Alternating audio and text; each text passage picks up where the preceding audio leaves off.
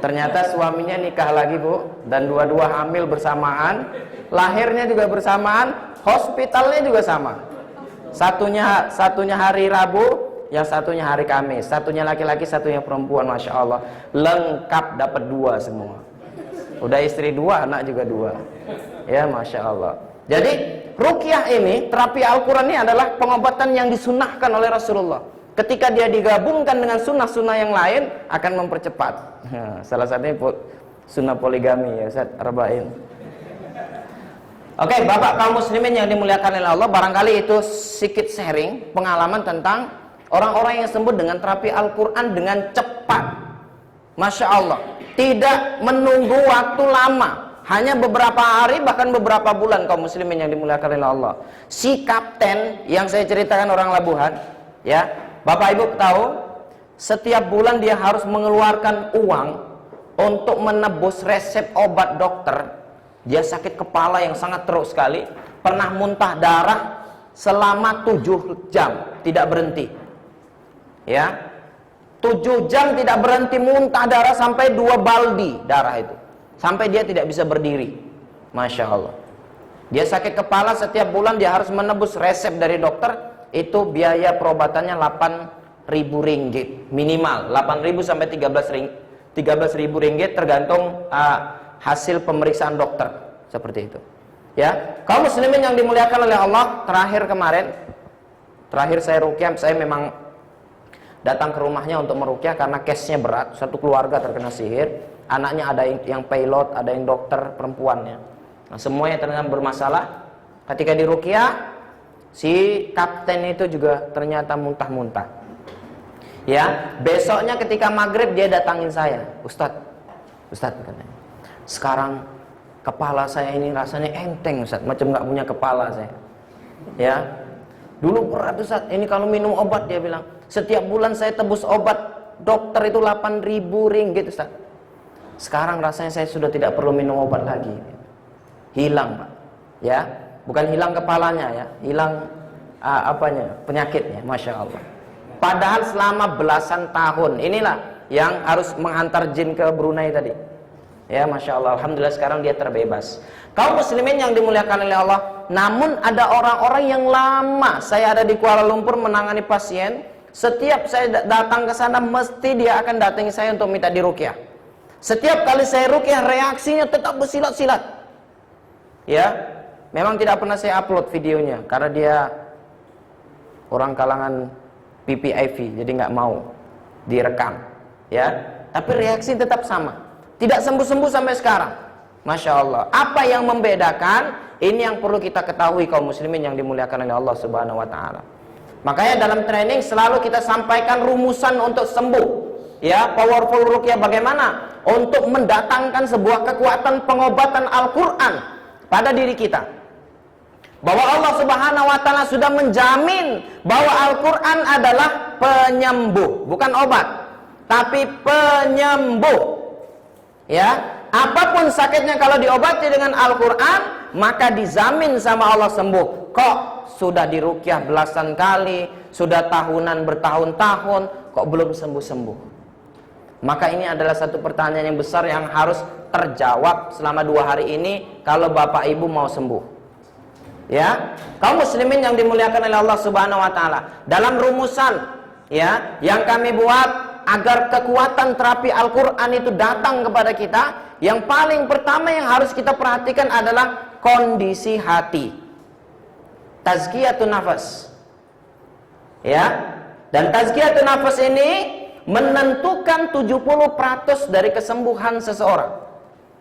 Kesembuhan kita itu ditentukan dari tazkiyatun nafas kita. Pembersihan, bersih atau tidaknya hati kita, jiwa kita.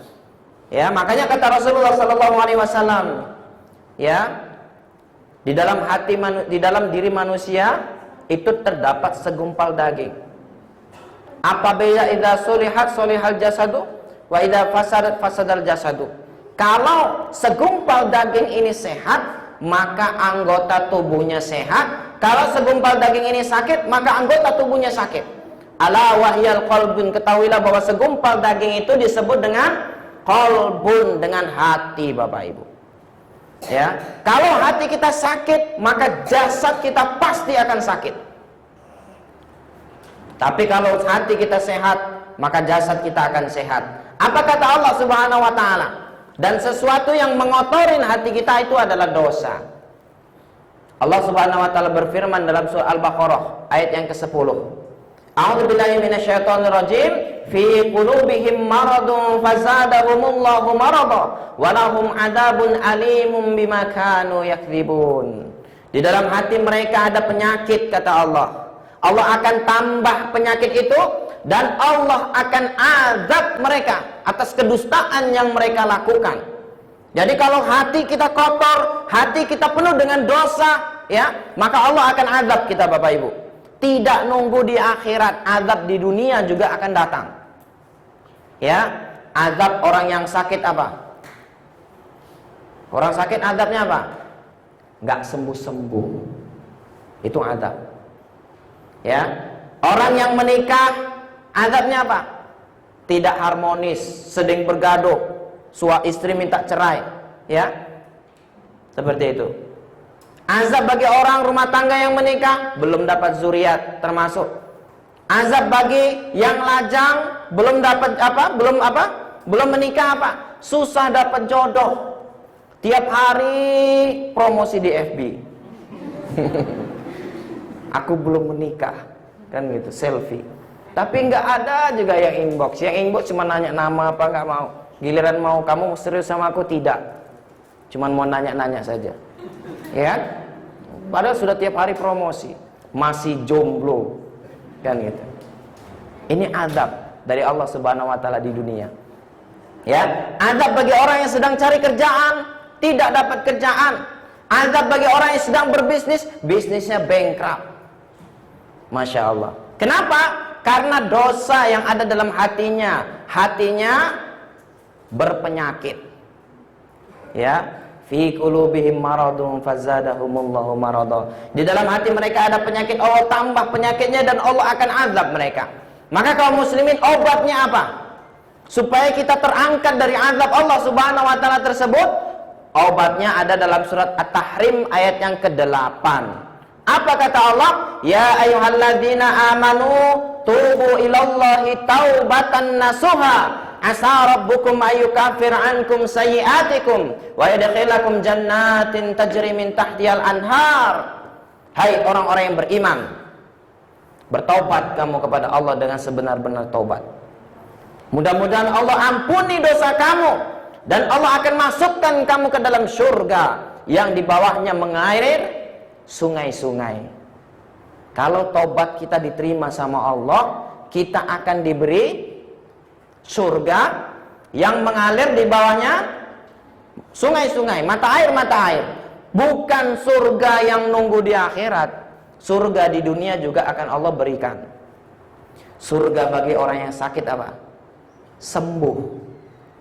Surga bagi rumah tangganya harmonis. Ya, cepat dapat zuriat.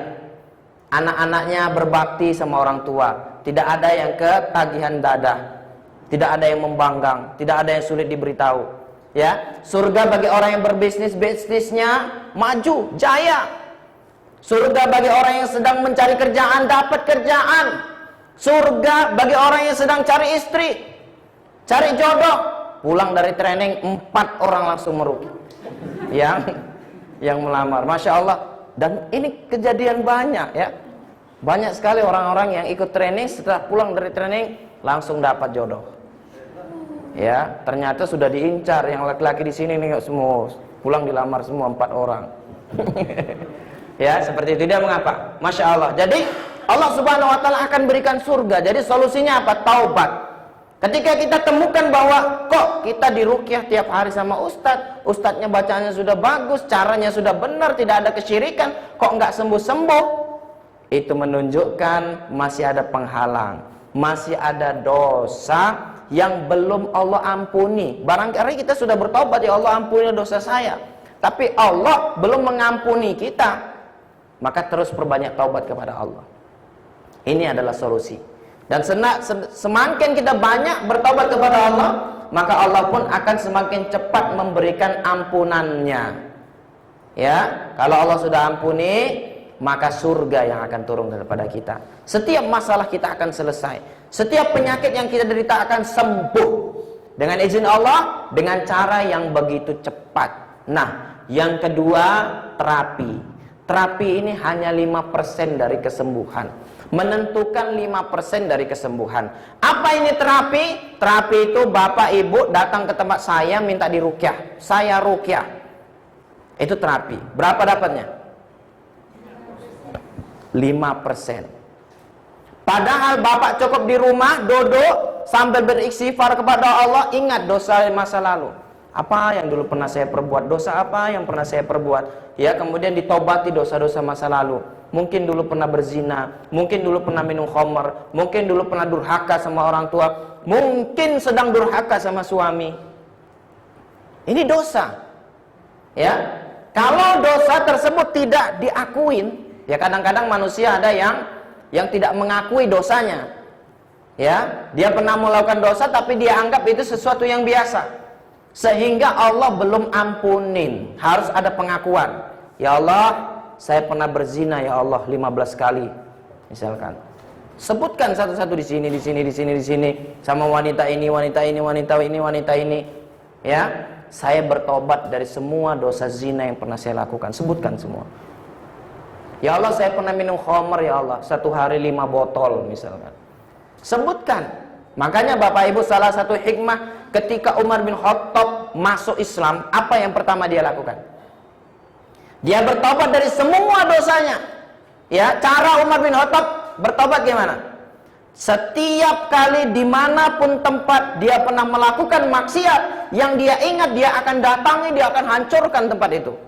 Kalau dia dulu pernah berjudi, maka markas judi itu akan dia datangin, dia porak-porandakan. Ya, kalau dia pernah minum khamr di mana, di pabrik mana, pabriknya dia hancurkan. Ya, orang nggak ada berani sama Umar bin Khattab masalahnya, makanya dia berani menghancurkan. Ya, itu cara bertobat. Kenapa? Dia mengakui saya pernah melakukan dosa di situ. Maka saya harus tegakkan amar ma'ruf dan nahi munkar di situ. Ya, jadi cari Pak. Ya, kalau kita sakit nggak sembuh-sembuh, ditanya sama Allah, ya Allah ya Rob, dosa yang mana ya Allah yang menyebabkan Engkau berikan kepada saya musibah berupa penyakit yang susah sembuh ini ya Allah. Dosa yang mana tolong tunjukkan ya Allah. Allah akan tunjukkan nanti.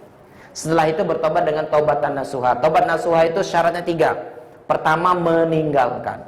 Bagaimana kita meninggalkan kalau dosanya nggak tahu yang mana? Ya kan? Makanya harus tahu dosa yang mana, tinggalkan. Kemudian yang kedua, menyesalin. Apa yang mau disesalin kalau nggak tahu dosanya? Ya, maka wajib tahu Pak. Dosa yang mana itu kita harus tahu. Baru kemudian kita bisa meninggalkan, menyesalin, kemudian tidak mengulangin. Yang ketiga, ini syarat tobat itu diterima. Kalau hubungannya dengan manusia, pernah zolim kepada ibu, pernah zolim kepada siapa, maka syaratnya ditambah menjadi 4. Meminta maaf. Mungkin pernah menzolimin orang tua, membuat dia menangis, membuat dia sakit hati sama kita, minta maaf. Ya, kalau dia masih hidup, alhamdulillah. Kalau sudah mati, dengan memperbanyak doa kepada mereka. Karena doa itu yang mereka tunggu-tunggu ketika mereka di alam barzah. Ya, coba kaum muslimin yang dimuliakan oleh Allah.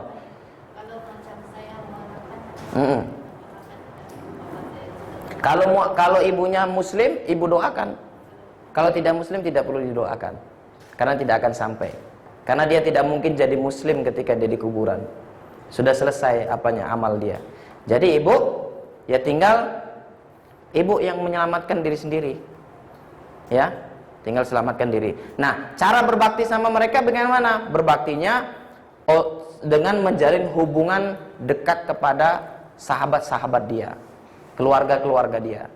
Itu harus tetap menjalin silaturahim. Seperti itu. Ya, kalau menyelamatkan tidak bisa lagi. Karena memang dia mati dalam keadaan non-muslim. Ya, seperti itu. Sebagaimana pamannya Nabi Muhammad sendiri juga tidak bisa kan? Dilarang sama Allah untuk mendoakan pamannya. Seperti itu ya. Jadi terapi. Nah, sekarang terungkap sudah Bapak Ibu. Kenapa si ibu yang 20 tahun terkena sihir setiap hari di ruqyah, ya, selama 20 tahun, bahkan sama ahli ruqyah sekalipun, tidak hanya Malaysia, bahkan sudah ke Madinah, ke Mekah, Libya, ke Qatar, dihabiskan sekian dana untuk cari para ahli-ahli peruqyah, ternyata tidak sembuh-sembuh selama 20 tahun. Kenapa? Karena dia fokusnya di mana?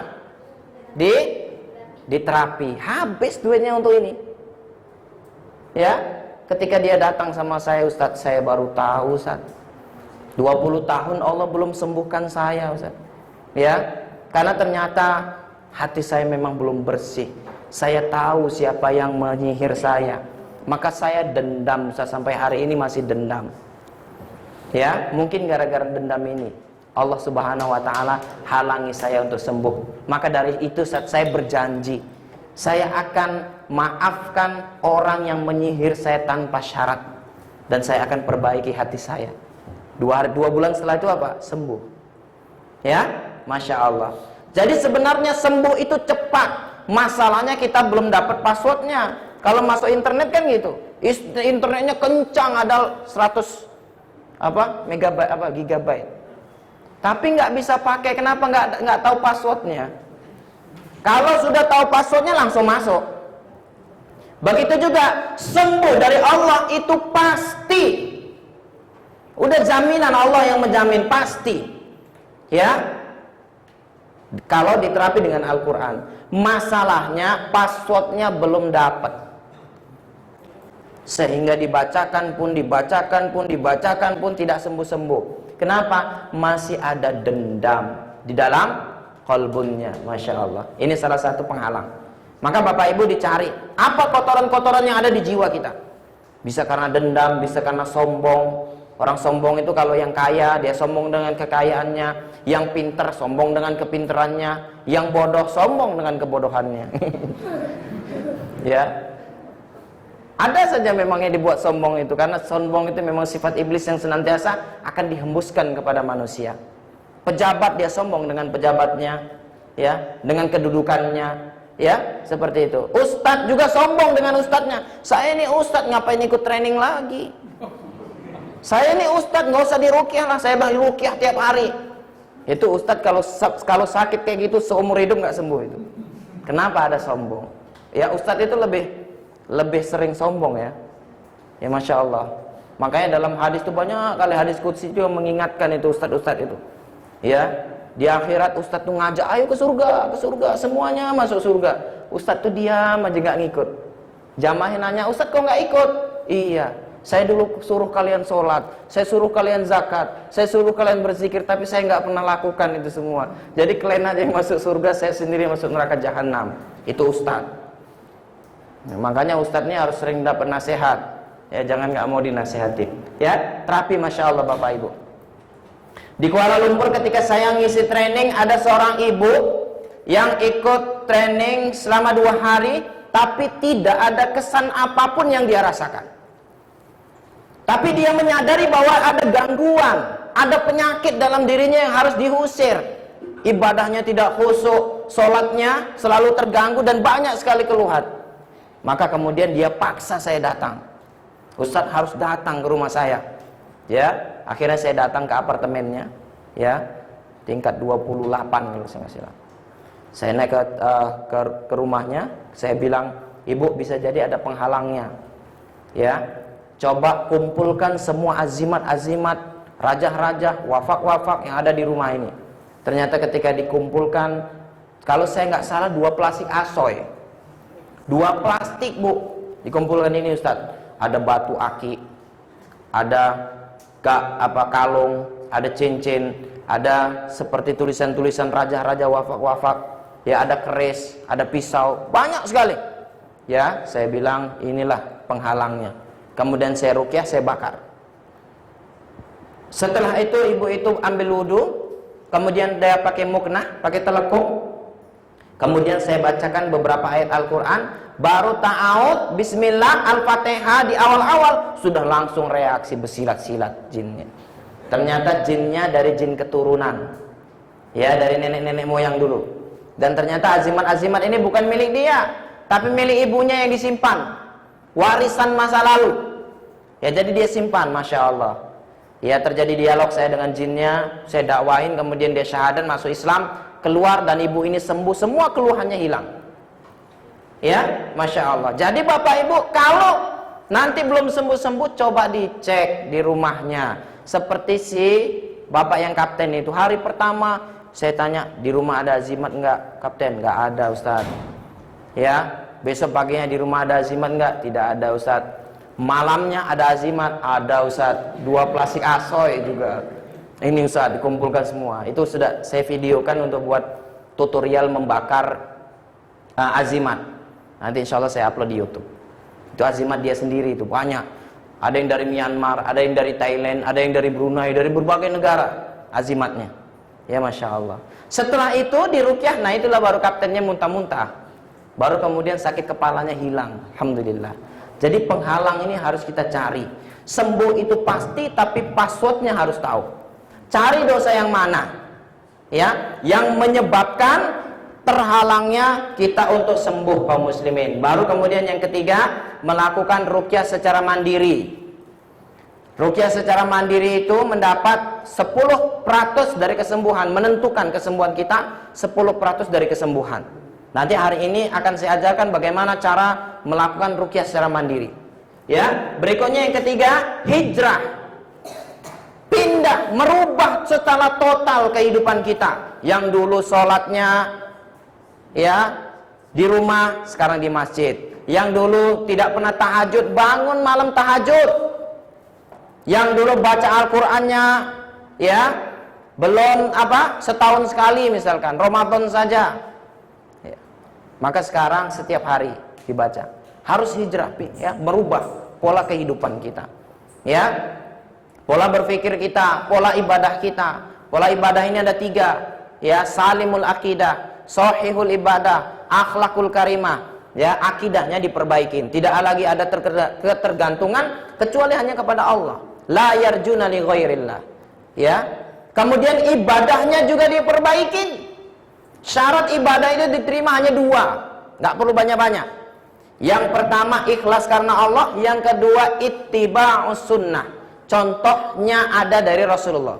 Kalau tidak ada contohnya, jangan ditambah-tambahin. Ya, jangan pakai bisikan iblis. Oh, Rasulullah dulu kan mulia, dia dijamin surga. Jadi dia cukup ibadahnya seperti itu. Kita ini apa? Harus kita tambah. Itu namanya bisikan iblis. Ya, sengaja iblis buat ya untuk menambah-nambahin amal. Padahal apa yang dalam Al-Qur'an Allah Subhanahu wa taala sudah turunkan hari ini lengkap sudah agama ini.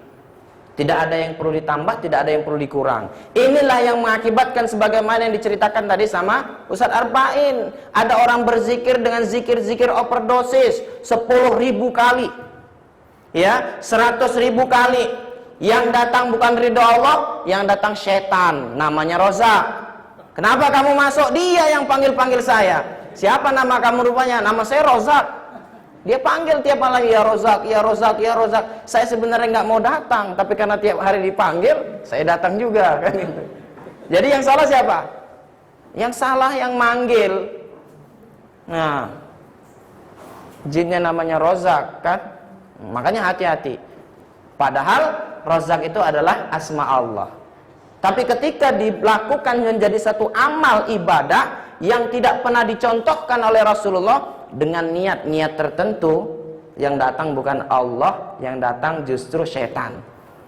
Makanya diperhatikan. Lihat di YouTube saya, waktu di Jakarta itu polis, seorang polis dulu pendekar, ya, petarung, jawara, ya, kerjanya menuntut ilmu hitam, menuntut ilmu putih, ya, ilmu-ilmu itu dituntut semua sehingga dia jadi pendekar. Ternyata dia mengamalkan zikir-zikir yang tidak dicontohkan oleh Rasulullah.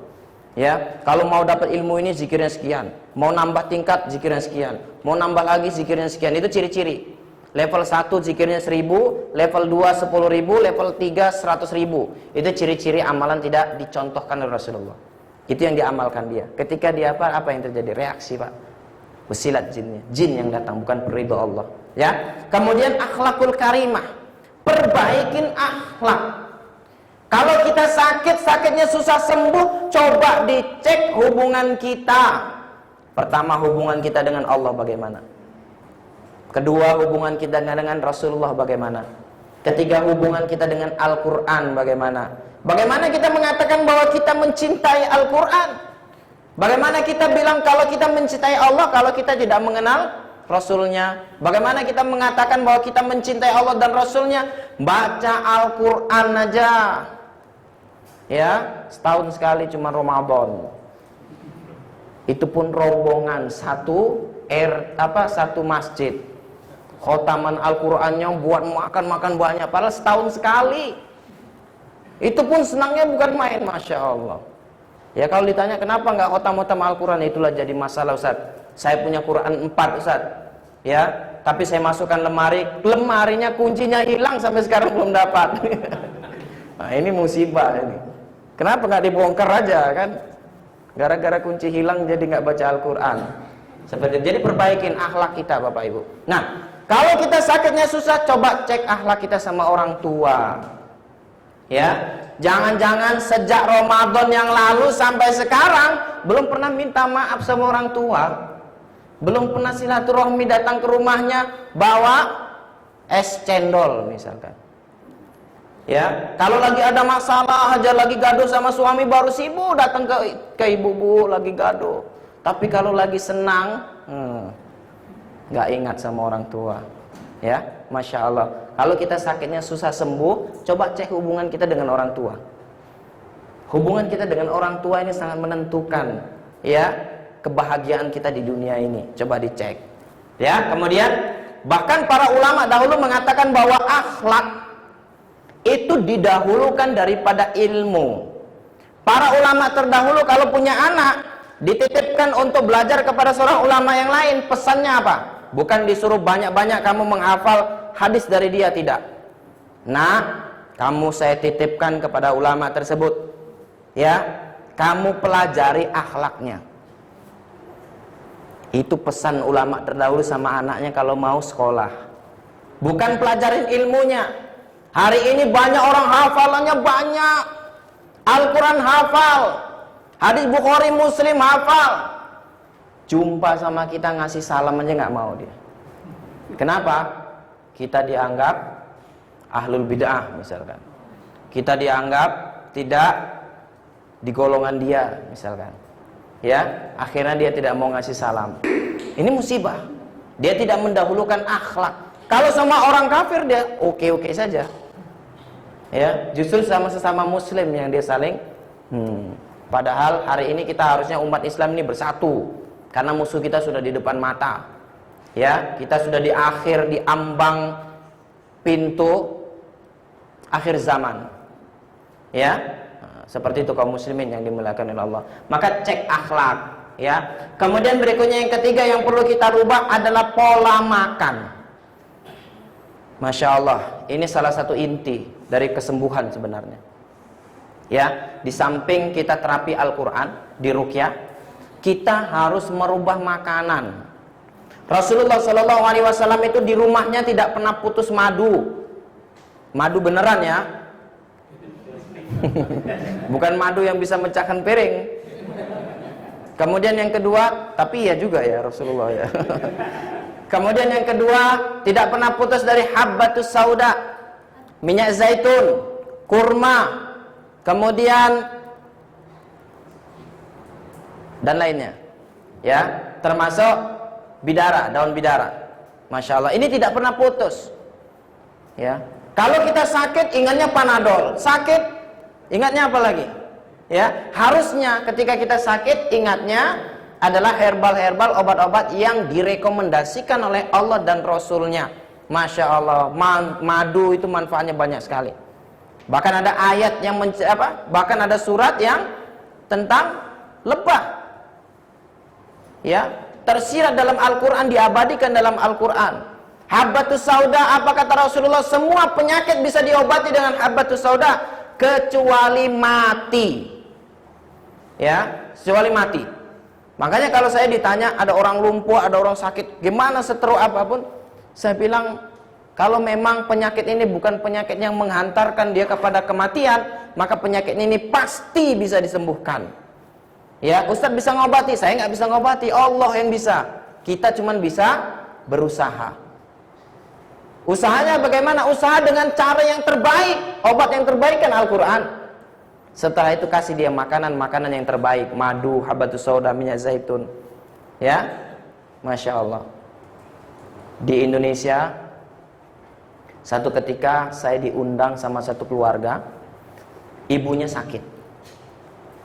Ibunya ini tidak ada yang menunjuk